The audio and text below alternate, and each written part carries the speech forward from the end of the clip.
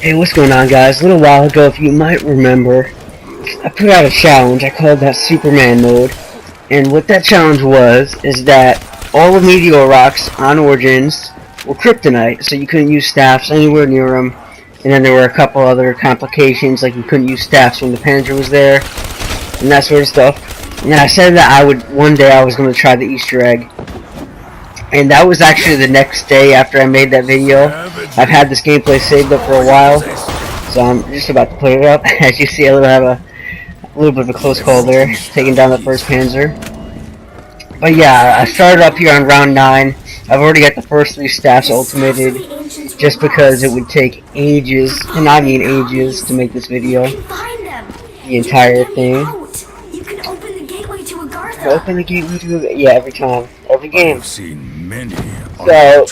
yeah, I got the first 3 staffs ultimated, and then I'm just gonna make a little cut right here, cut on the crazy place, and yeah, now I'm gonna be working on the fire staff on round 10. So I feel like that's pretty good. And if the generator guys come, which they usually do on round 10, I'm gonna have to make a detour and then go out. Yep, they're coming. They're coming. You always hear like a little unique sound effect when the generator guys start coming in. But yeah, they're taking 4 right now. In fact, well, I can't even see. I'm moving too much. Yeah, 4. So I got this Bloomhilda, and this Bloomhilda is pretty cool and all, but if you guys know, there's a glitch going on right now with the Reagan Mark II. Not sure if Treyarch's ever going to patch it, but there's a glitch with the Reagan Mark II, and if you shoot a zombie, there are times where it'll have splash damage, and same thing goes for this Bloomhilda. A little bit later in this game, that splash damage almost screws me over. So, there you go. I got those guys taken out, and the way that this challenge works, really, like I said with the generator guys, is while they're active, you can't use the staff. So I had to take those guys out before I can continue with this. And I mean, honestly, this challenge isn't super, I guess, super difficult, but the main thing about it is that it limits you while you're doing Easter egg steps. Of course, the final step you can't do anyway. You can't use your steps anyway in the last step. But during the Iron Fist step and, you know, that sort of thing, you know, maybe when Panzers come, when you're on a big wave of Panzers, it's way harder then because you can't use any staffs. You just gotta roll with the Bloomhilda, maybe a Mark II. Which I didn't even attempt to get out of the box this game. Maybe I should have. But yeah, just filling up this fire staff. And I love those little meters in the back right there. As you see on Black Ops 2, it was really vague. It was really hard to tell whether you got it or not. And this is just super crystal clear. You see I got all 4 right then. Actually 3. And then the 4th one is the one that I don't have. I'm going to have to get that 4th one pretty soon.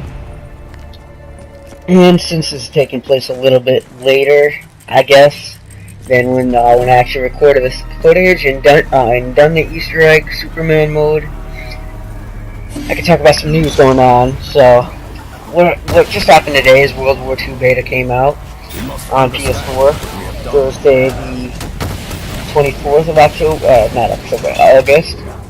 Just came out, and I can't play it yet. No, I didn't have the code ready. The code didn't come to me until just as the beta was releasing. So right now I'm about 5 gigabytes out of 16 downloaded. And it pretty much, I'm not going to be able to get it until tomorrow, which I'm alright with because that's what I was expecting. But yeah, from what I hear in it, the PPSH is completely overpowered. I'm hearing that it's got a 3-shot kill and then a super fast fire rate. So I don't know, I want the PPSH to be good, I'm sure everyone does.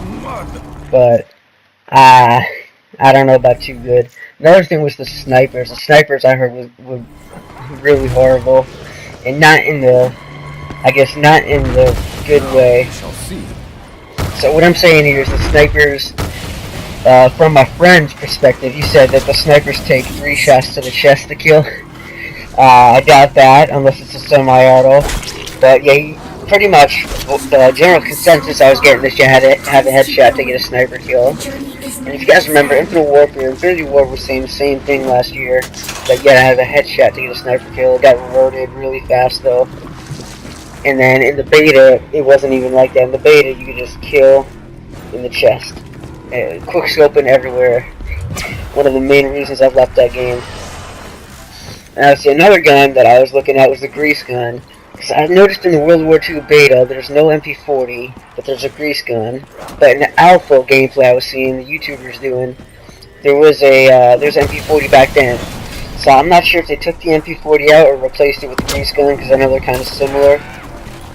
But I'm leaning more towards replacing, because I mean, what's the point of having two guns in the game that are really similar? You know, besides maybe supply drop guns like KN-44 and AK-74U and Black Ops 3, those just to make money they did. But they're basically the same gun except SMG/AR. A long time before I had the AK-74U in this game, a long time before they put it in, I had an AK-74U variant for the KN-44, just because it was so similar. I mean, if you put extended mag on, the reload was the exact same. If you put red dot on, the red dot sight was the exact same. And I know you're thinking every red dot's the same, but the AK-74U's got these like two little lines on the iron sight. KN-44, same thing. So yeah, I basically ran with that for a little while. I mean, I had some fun with the AK-74. Yeah, it was a good class. KN-44 is definitely one of my favorite guns in Black Ops 3. You know, besides maybe, well, not the Brecci. I don't use the Brecci at all, but KN-44, and I'd say maybe, besides that, my favorite was one of my favorites was the Kuda. Kuda was really nice to just run around hip firing with overdrive, because you could get right from people's faces, you know, gung-ho and everything. And yeah, I'd say, oh, another thing about World War II, yeah, one more thing. The war game mode, I can't wait to play that war game mode tomorrow. That looks so awesome. Like, there's 4 stages, KD doesn't matter, score streaks don't matter. So basically what I'm getting from that is that it's a game mode where you can die and nothing bad happens. And yeah, if you've been following my MWR videos for a while, you know that I don't like dying when I'm on a streak. And I mean, another thing about like that is the score streaks. What I've seen is that if you got a kill with the score streak, it stacks towards your medal. So if you had a 9 kill streak, and then you got a kill with, say, the Molotov cocktail, which by the way I'm probably going to use a lot, only 300 score, and then it's probably left to be put on the card line. Yeah, I can imagine that's like, it's like a 2-kill UAV all over again from Black Ops 1. But yeah, I forgot what I was saying. The score streaks. Right, the score streaks, you're gonna take if you have a 9 kill streak, and then you got a kill with the Molotov, or any other kill streak, it would bring you up to a 10, and it would give you a merciless medal. So that means that the streak stacked to nuclears, or whatever the 30 kill streak is gonna be, which is gonna be awesome. Yeah, I can't wait to go in and actually try to get them, because it's just too hard getting 30 kills, you know, without kill streaks on. You gotta be a really major tryhard for that to happen. I can't even get 25 kills and get a nuke on MW2, and I've been playing that for like a solid couple weeks. I mean, it's probably nothing compared to some of you guys out there. So I play MW2 ever since your childhood. Play it since you were like 12, all the way back in 2009, way back when. But yeah, it's tactical nukes. I don't know. It's just something always kills me in that game. Something always gets me. The grenade launcher or the shotguns. There's something that always gets me. But I think war game mode, going back to that's definitely going to be one of my favorites in this new game. Just for the fact that dying doesn't matter. Because I can just run in, and then it doesn't matter how many times I die, I'll still have a solid time, you know, because the objective is what matters. You know, winning is what matters. If I lose, I go in again, I try to win. But another factor with that is that the team-based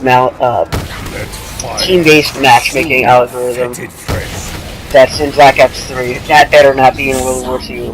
Like, where you get put on a team full of scrubs, and then the entire other team is like decent players. So basically your entire team sucks all the time. And as you can see, they're going for a red dig spot. You're gonna get that 5th perk slot. Okay, that actually rhymed. I feel like I should be a rapper. Big spot, perk slap, drop top. Not really rhyming, but whatever. And then, yeah, the team-based balancing. You're always put on bad teams in Black Ops 3. It's like you're guaranteed to lose if you're going to team deathmatch. This war game mode, if it has that, it's going to be destroyed. The main factor is trying to win, but there's going to be no motivation to win if none of your teammates are trying to win. You know, they have to really make it so that way everybody's trying their hardest to get that win. You know, make a lot of incentive. Make like a 5,000 XP bonus for winning a war match if you started from the beginning or something. Because you know you could just keep on joining and then leaving until you find a game that you're in the middle of winning. But yeah, if you're in the match from the beginning and then you win, then you should get like a 5,000 XP bonus, just so there's a huge incentive, you know, to win in war mode. So everybody's trying to do it. Because I feel like that would be super fun. It'd be a lot like a campaign mission, honestly. It feels a lot like a campaign mission to me because if you're on the attacking side, you're constantly moving forward, pushing forward. Oh god, my voice hurts. I've been talking for like 8 minutes without stopping. But yeah, you're pushing forward, and then it's just like a campaign mission, you know, where you're like on Bog, on COD 4's campaign. The mission with Bog, you're kind of constantly pushing forward. You're going through Crossfire. And then you're going through the buildings and everything, constantly going forward, and then just forgetting what's behind you. That's exactly what this game mode looks like it's going to feel like, if that makes any sense. But yeah, I'm not near a generator right now. As you can see, the generator's kind of far away, so that's why I'm able to use the staff in this area. If I was standing like right up by it, though, that's when I wouldn't be able to use the staff. Now, another piece of news that came out yesterday, I got that chest filled, nice. Another piece of news that came out yesterday was the finale for the Call of Duty Zombies comic, which is looking pretty cool. I mean, there's a new Mob of the Dead loading screen. I don't know if that means Mob of the Dead remastered. I mean, it'd be cool, kind of, I guess. But I feel like Treyarch's past that at this point. I mean, they won't even update the Ray Gun Mark II splash damage. So I doubt that they're going to make an entire map. But if you guys are on PC, then you got really lucky because there is a modder out there who is making a Mob of the Dead, and it's very close to being done. I saw a Codename Pizza video earlier. He's playing some of it, and it looked pretty amazing. I mean, I didn't see any really major differences between it and normal Mob of the Dead. The main thing I saw is that there was a melee weapon he was holding up, like a shank, prison shank. So yeah, from what I've heard though, there's going to be 2 different versions of Mob of the Dead Remastered in Custom Zombies. One will be exactly like the original, no differences, and the second will be the original plus some. You know, that's probably the version I saw with a shank. Do a little cut there. As you can see, I'm going to be going into the robot foots now and putting those in. Since I built all 4 staffs and upgraded them, I can get to this step. But yeah, let's get back to that Mob of the Dead loading screen. That looked pretty sick. I mean, the page got torn off, right? And then there was Richtofen's writing and all that sort of stuff. And then, from what I saw, there was like a guy walking through a portal.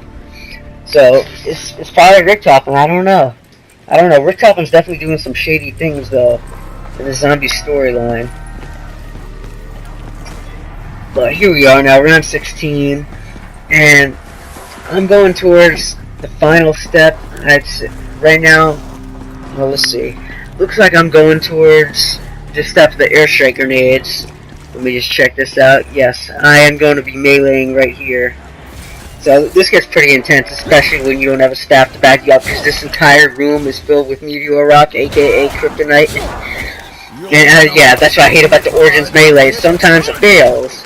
Sometimes when you're 1-inch punching the guy, it just doesn't hit him. It's just like he wasn't there.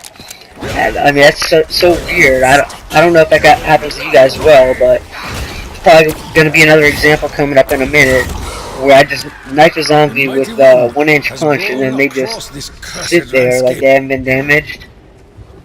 The hitboxes on that is really weird. And if you're wondering why I'm calling it the 1-inch punch and not like a Thunder Fist like everyone else, well, once on Black Ops 2, I was doing the Origin Solo Easter egg, and My gun, oh, not solo Easter egg, but Easter egg with 4 players. And then at the end, I just pack-a-punched both my guns and lost them. Just before we did the ending. And then it said weapon _ 1 _ inch _ punch on my weapon tag. So that is actually the official name of the Thunder Fist. And look at here.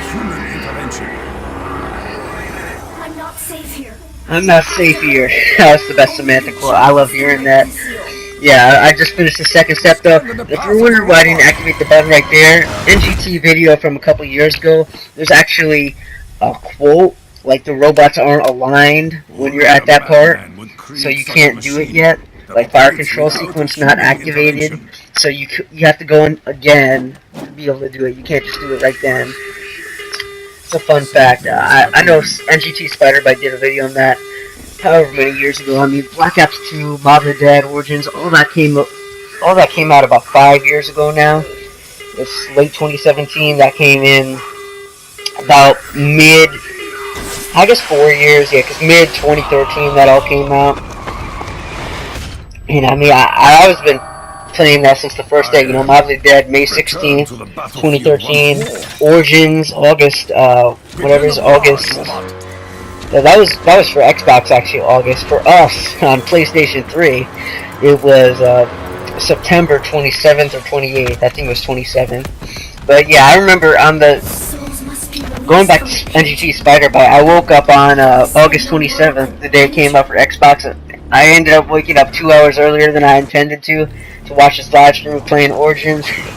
And I ended up just staying up really early, way before school, watching that. And then the second time, when it actually came out for PlayStation 3, then I was playing with one of my good old friends I've known since the beginning of Black Ops 2. I was playing in the morning, like a quick half-hour game, and I was saying, like, man, I know everything. I was looking at all the videos. I could do everything on this map. It's going to be awesome. And then my friend was telling me is that he didn't look up anything. He said that it spoils the experience. And then, while we're at it, this is the hardest part of the Easter egg. No stops, and I got to fight off all these panzers. But yeah, he said that I shouldn't have looked at anything, and then I actually, thinking back on that, I actually agreed. Origins was is my favorite zombies map of all time, and I had the entire thing spoiled for me. I can't imagine how much my mind would have been blown if I saw all of it myself. And yeah, from that day on, Shadows of Evil, the Giant, all the maps I started doing on my own without looking at any videos first. Even the Exo Zombies maps. I remember back when Exo Zombies was first coming out. What I would do is I was so excited for it, but I didn't want to see gameplay, so what I did was I just put my hand up in front of the laptop, and I just had the audio playing, or I looked away, just because I was so excited for it, but I didn't want to see what the map was like. And I mean, of course, when you do that, there's like that 1 or 2 split seconds where you see a full image, and yeah, that kind of actually gave away half the map for me anyways, so from that point on, all the Exo Zombies DLC and everything, I just didn't even look at gameplay. And speaking of Exo Zombies, once again, some of the Easter eggs on there, like, you think Origins Easter egg is hard, or maybe Revelations, or the Skull Step, or maybe even Horizon Track, Go Ride Crazy, all the Easter eggs that are considered hard now. You couldn't even imagine what Exo Zombies Easter eggs were like. I mean, Outbreak was pretty hard on its own. It took me tons and tons of attempts. I remember doing it, but that wasn't super bad. But what was horrible, absolutely horrible, was Carrier and Descent. Both of those maps, there was so much randomability, if that's a word, random ability in those maps that Fate had to decide whether you did it or not. And that there was this arm that like grabbed out of a machine, and then it gave you a random item, and you had to constantly put weapons into it. So basically, you had to constantly waste your money on weapons and only have one slot. It was so stupid back then. Hopefully, World War II Zombies Easter eggs aren't like that. But yeah, getting back to World War II Zombies, I've seen that, and it looks like a kind of like Shangri-La, honestly. Now, bear with me here. The map itself, you know, the style and everything, that looks more like, you know, that sort of bombed out, gritty World War II feel. You know, it feels kind of like Killing Floor 2, the way it looks and everything, but Shangri-La in the sense that it looks like it's going to be really close quarters, you know, really tight, really hard. I was playing the game Shangri-La earlier, I died. I wasn't even paying too much attention, quite honestly, and I was actually trying, because I know Shangri-La is a hard map, but I died once on round 5, once on round 8, once on round 13, and then the 4th time on round 23. But I had to really step up my game after that 3rd down. But yeah, Shangri-La is just so difficult, you know, with that sort of thing. The zombies come at you from so many different directions, and I actually really like that, just because it makes it a challenge. You know, Origins is cool and all, but you could play one game of Origins, and then you've essentially played them all, in the sense that you get to around 50, and it's usually kind of easy, like you have control. Yeah, that's the best way to put it. You have control when you're playing Origins.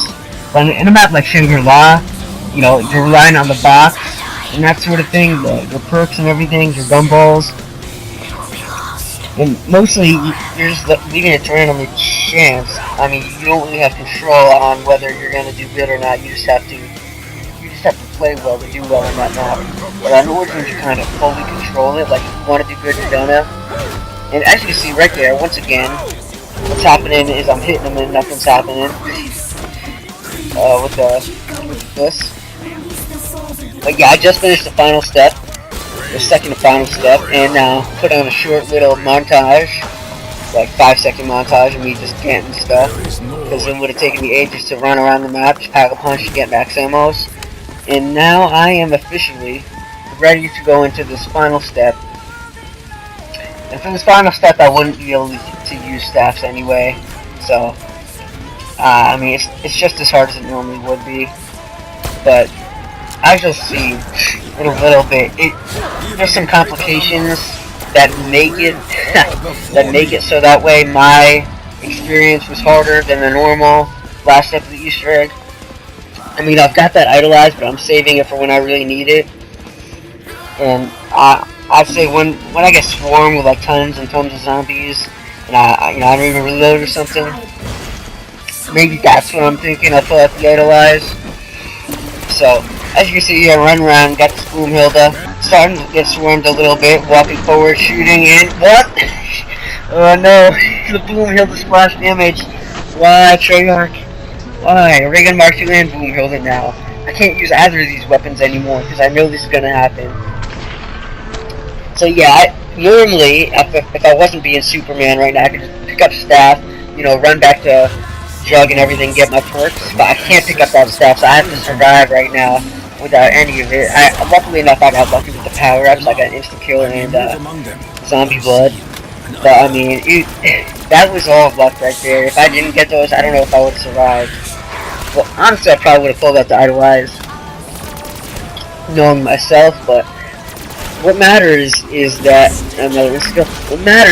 I was put into like this detrimental situation, and I couldn't get the staff. And I know that once the zombie blood runs out, I'm kind of screwed. So I was able to get the first 2 perks just fine. And then I ran into some issues up here by Speed Cola, as you'll see. So I ran in, pick up Speed Cola, and then I turn around and I'm fine. So I figured I should be good here. And then there's this little death spot, and I see this, my light flashing before my eyes. I remember this happened earlier, and I'm like, oh no. Oh no, I'm pulling out the Tommy gun, I'm shooting them. I'm not dying there without quick revive. And then luckily enough, I was able to get through one hit from death. Light flashing before my eyes red, and then get my quick revive back.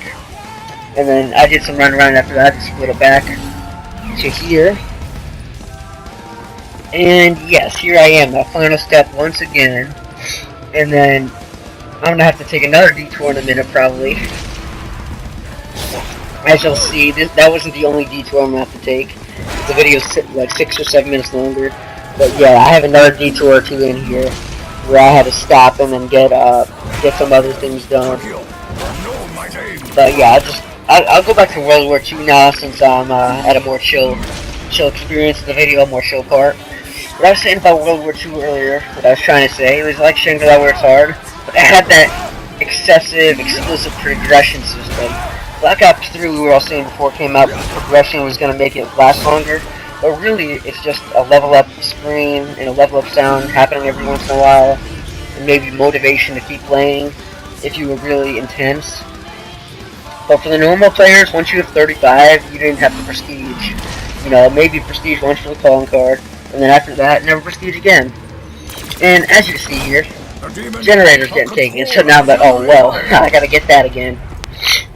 That was my second E4. But this World War II Zombies progression system, from what I'm hearing, it's going to be a little bit more leaning towards extinctions, like with the teeth, where there's really, as you level up, you get really useful stuff like supercharged upgrades. I saw when you get infinite ammo. There was another one that made you invisible. And if there's a medic one, there's this thing in Extinction called the Circle of Life. Well, not technically, but I call it the Circle of Life, and that's just a joke between me and my friends. But yeah, that'd be epic if they had that. What it was, basically, is there was this aurora, like a circle around you, and while you were in it, you regenerated health, like, super fast. Like, you would go from 1 health to 100, fully healed in like 1.5 seconds.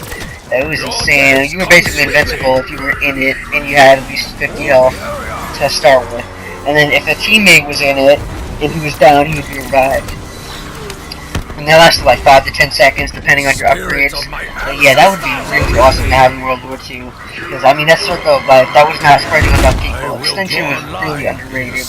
Not quite as good as Zombies, but it was still really good, you know? If I had to mark it down, I'd say maybe Zombies like an 8 out of 10 experience. Extinction's like 6 out of 10.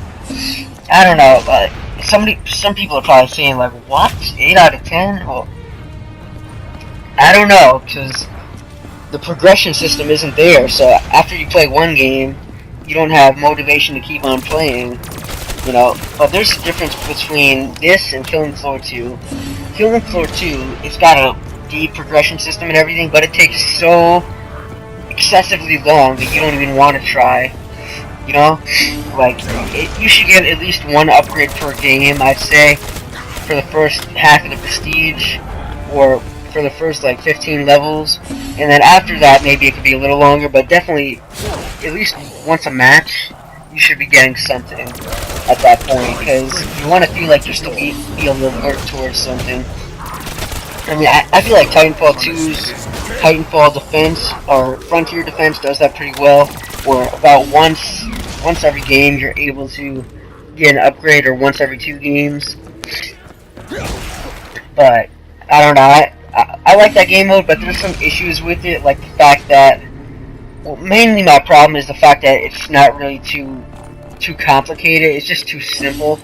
Like, you just defend with your Titan, and then you kind of get sick of doing the same maneuver over and over again. You know, just shoot, deploy your, for me, deploy your barrel trap with triangle, maybe hit R1 every once in a while, and then hit down in the D-pad every time you get a super. You know, hopefully Titanfall 2's Frontier Defense could get that patch. Well, it's kind of a fundamental. Well, as you see, there's the final step done, and I'm just like, yes, I have completed success. So I'm just gonna wait out the rest of these idolized, essentially.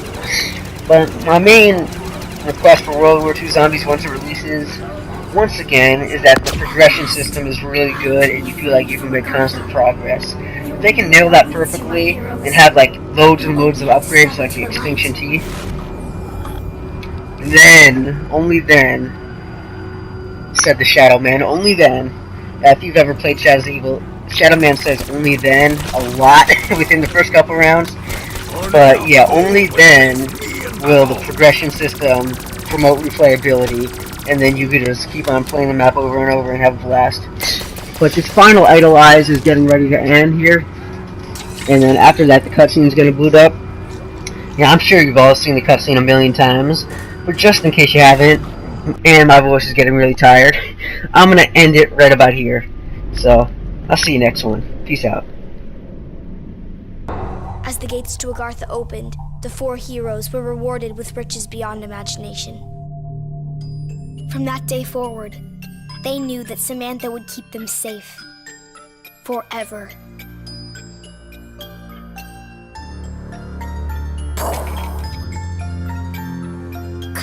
Getting everything wrong. I told you before their eyes should be blue. It's my turn, Eddie. I can do whatever I want. But you don't even know how to play properly. Girls don't know enough about zombies. What's the choice of it, children? Make sure the windows are locked before you come down to the basement. We'd better do what your dad says. I didn't even get my turn. Tomorrow, Eddie, you get to make the rules. I promise. Come on, Fluffy. I wish the heroes in our stories were real, Sam. I know what you mean. But we will make everything okay.